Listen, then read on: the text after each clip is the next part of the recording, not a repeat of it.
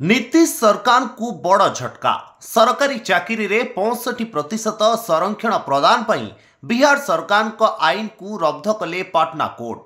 जातिगत जनगणना परे संरक्षण सीमा को 50% रु 65% को वृद्धि करने को नियाजाइथिबा राज्य सरकार को निष्पत्ति को हाईकोर्ट बातिल करिसेंते।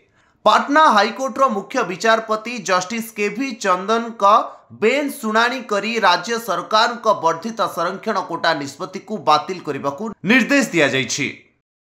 सूचना मुताबक जातिगत जनगणना परे राज्य रे संरक्षण सीमा वृद्धि करा जाइथिला। बिहार सरकार पछुआ वर्ग, अत्यधिक पछुआ वर्ग, अनुसूचित जाति एवं अनुसूचित जनजाति संरक्षण को 50 रु 65% को वृद्धि करथिले।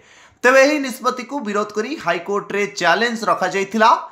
एही मामला रे पाटना हाईकोर्ट गौरव कुमार एवं अन्य मानक द्वारा दाखल होइथिबा पिटिशन रो शुणाणी करथिले। शुणाणी परे हाईकोर्ट एही निष्पत्ति 11 मार्च 2024 पई संरक्षित रखिथिले। एही मामला उपरे आज कोर्ट निज राय सुनाइछंती। पाटना हाईकोर्ट को कहवा अनुसार संरक्षण सीमा पूर्व ही निर्धारित याकू वर्धित करा जाई परिबो नाही। एही प्रसंग सांविधानिक, तेणु एही मामला आगकू शुणाणी हेबो। शुणाणी परे ही एही प्रसंग रे चूड़ांत निष्पत्ति नियाजिबो। आपणक स्वप्नर घर एबे आपणक हाथ पाखरे। एसएसटी डेवलपर्स नै आसिछे अक्षता विलास डुप्लेक्स प्रोजेक्ट। ताहा पुनी हाईटेक पाख भुवनेश्वर बालिअंतारी मार्बल ठारू डोर पर्यंत जहा आपण चाहंती। तेबे आउ डेरी काहेकि?